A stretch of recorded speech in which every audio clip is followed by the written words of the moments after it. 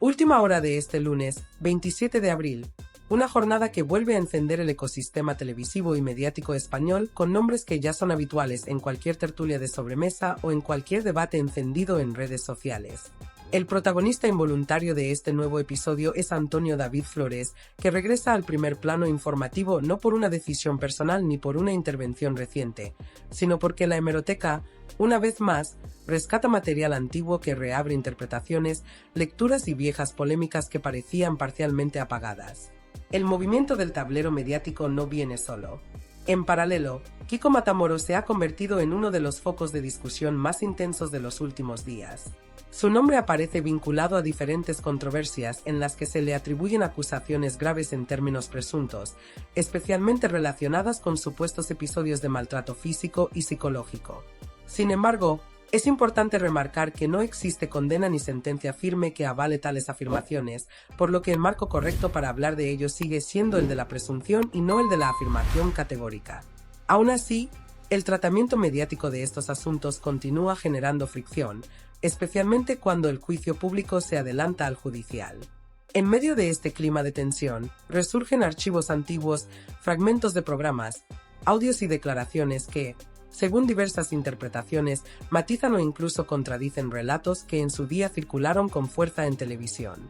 Parte de ese material ha sido difundido por Paqui Díaz, quien ha recuperado contenido procedente del entorno del canal vinculado a Antonio David Flores. Este material vuelve a situar en discusión hechos pasados, generando una nueva ola de reacciones cruzadas entre defensores y detractores de las distintas versiones que se han ido construyendo a lo largo de los años. Mientras tanto, el foco también se desplaza hacia Alba Carrillo, que vuelve a ocupar titulares por sus declaraciones públicas y su actividad en redes sociales. Su discurso, habitual en clave crítica hacia compañeros de profesión y hacia determinados formatos televisivos, ha vuelto a generar ruido mediático. En esta ocasión, insiste en señalar lo que considera prácticas injustas en el tratamiento informativo, así como en cuestionar los datos de audiencia de algunos programas. Sus intervenciones, lejos de pasar desapercibidas, vuelven a alimentar la dinámica de confrontación constante que ya forma parte de su perfil público. Ella misma, en diferentes intervenciones, ha defendido que los análisis sobre audiencias no siempre reflejan la realidad completa de los formatos televisivos, argumentando que los cambios de estrategia, de público objetivo o de estructura no pueden evaluarse de forma inmediata. Según su visión, este tipo de transformaciones requieren tiempo y lectura contextual.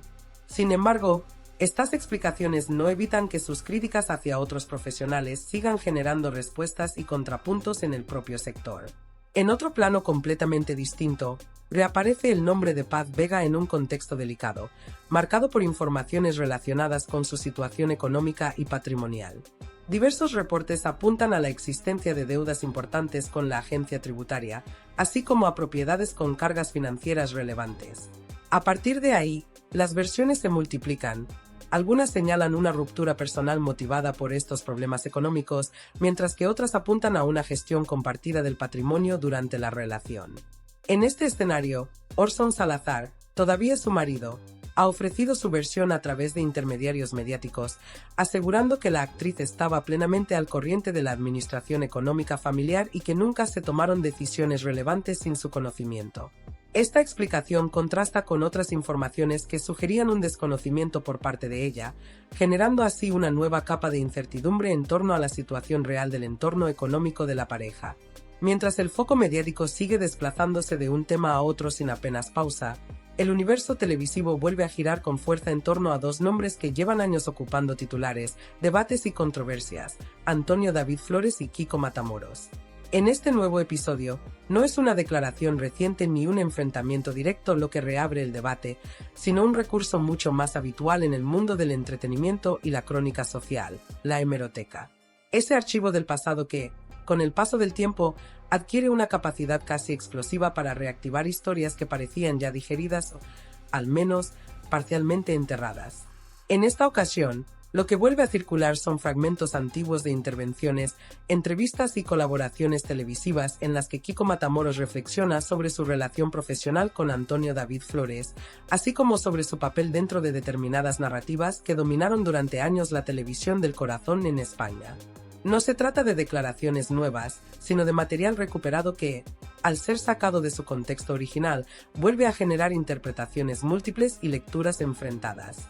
En algunos de esos fragmentos, Matamoros llega a insinuar que en ciertos momentos pudo sentirse instrumentalizado dentro de dinámicas televisivas más amplias, donde los relatos se construían de forma colectiva, con intereses cruzados entre cadenas, productores, colaboradores y audiencias.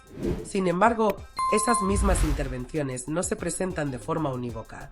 En paralelo a esa sensación de posible uso o participación indirecta en determinadas estrategias mediáticas, el propio Matamoros también introduce matices importantes, reconociendo que sus opiniones, valoraciones y comentarios públicos forman parte de su responsabilidad individual como colaborador televisivo.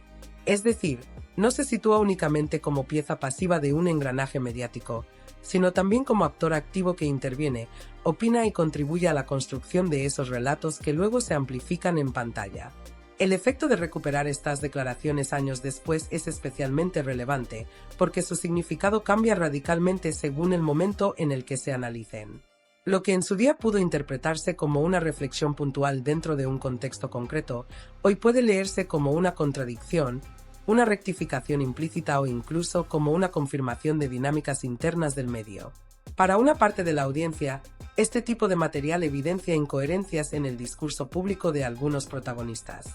Para otra parte, en cambio, no hace más que reflejar la evolución natural de cualquier figura que ha permanecido durante años en un entorno mediático altamente volátil, donde los intereses editoriales, las líneas de audiencia y las estrategias de programación condicionan de forma constante el discurso. En este mismo repaso de hemeroteca vuelve a emerger con fuerza el conflicto entre Kiko Matamoros y Rocío Carrasco, un enfrentamiento que en su momento tuvo también recorrido judicial. Se recuerda especialmente una denuncia interpuesta por la hija de Rocío Jurado, que finalmente fue archivada por la justicia al no apreciarse indicios suficientes de vulneración del derecho al honor ni de intromisión ilegítima en la intimidad personal. En la resolución se determinó que las manifestaciones analizadas se enmarcaban dentro del terreno de la opinión y del testimonio indirecto, sin que existiera una base sólida para considerar que se hubiera producido una afectación jurídica relevante de su esfera privada.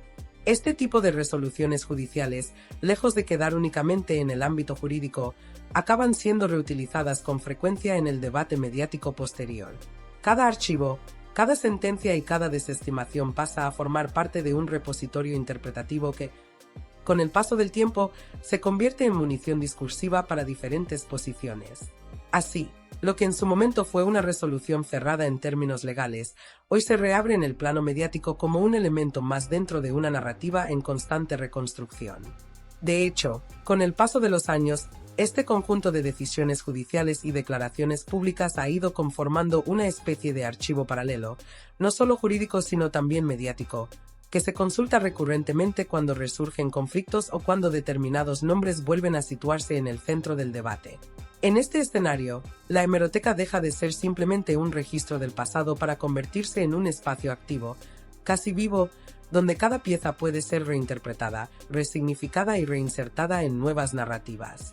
De forma paralela a todo ello, también reaparecen entrevistas antiguas en las que Kiko Matamoros repasa su trayectoria en televisión y su relación con diferentes figuras del panorama mediático. En esos fragmentos se pueden observar momentos de tensión, desacuerdo, cambios de criterio e incluso distanciamientos progresivos con algunas personas con las que en su día compartió plató o proyectos televisivos.